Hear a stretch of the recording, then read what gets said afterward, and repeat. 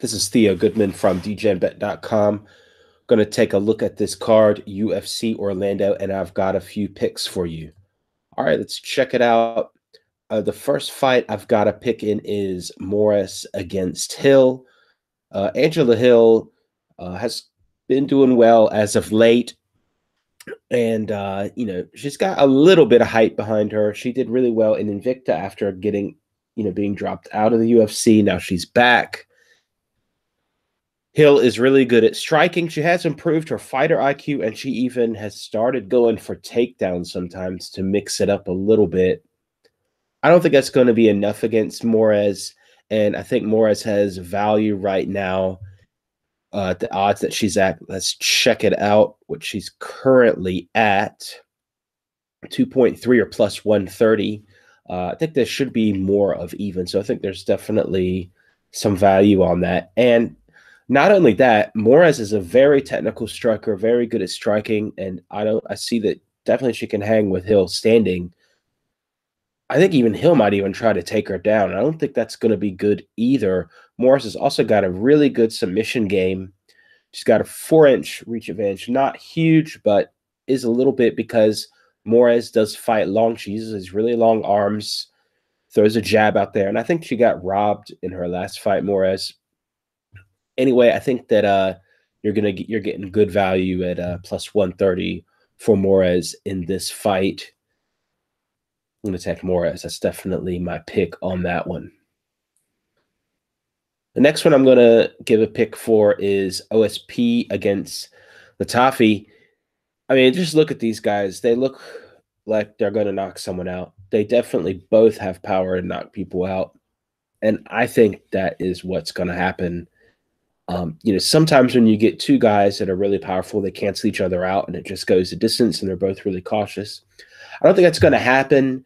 And one reason I don't think it's going to happen is because there is a huge reach difference here, a big advantage for OSP with a 7-inch reach. And he also fights pretty long when he needs to. He definitely has improved a lot, but he still gets a little bit wild sometimes and just relies on his athletic ability. And I mean, Tiffy's called the sledgehammer for a reason. And he could definitely get inside and knock OSP out. There's no reason why not, actually. And it also is going to open up a lot of body shots with his shot, being, 5 inches shorter. It's an interesting matchup, actually, and I think this is going to take place on the feet. I don't think either one of these guys is going to really go for takedowns. I think this is going to take place on the feet, and I think that somebody is going down, and you get the under 2.5 for a pretty good price right now. You get under 2.5 plus 100. I'm going to go with that. All right, and the co-main event, Andrade against Tisha Torres. Andrade lost to Joanna. Yeah, definitely that was clear. There's no doubt about it. She lost, maybe all the rounds in that fight. But this is a totally different matchup, and I think people forget just how dominant Andrade is besides that last loss, or how dominant she was. This is kind of a matter of, it's going to sound kind of, can Andrade just get a hold of this little girl and beat the hell out of her? And I think that's what's going to happen, actually.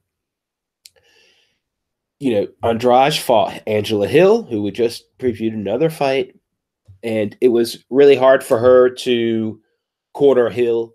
She definitely won all the rounds, but Andrade was not able to finish it, and she wasn't able to get a lot of consecutive punches going on, following Hill around in circles almost the whole fight. I think that's going to be similar here, although Tisha Torres is very fast, maybe even faster than Hill. She doesn't have the striking pedigree like Hill and some other people that Andrade has fought to be a threat for her to just stop going forward. I don't know. Doesn't have real strong front kicks. Don't see Torres taking Andrade down.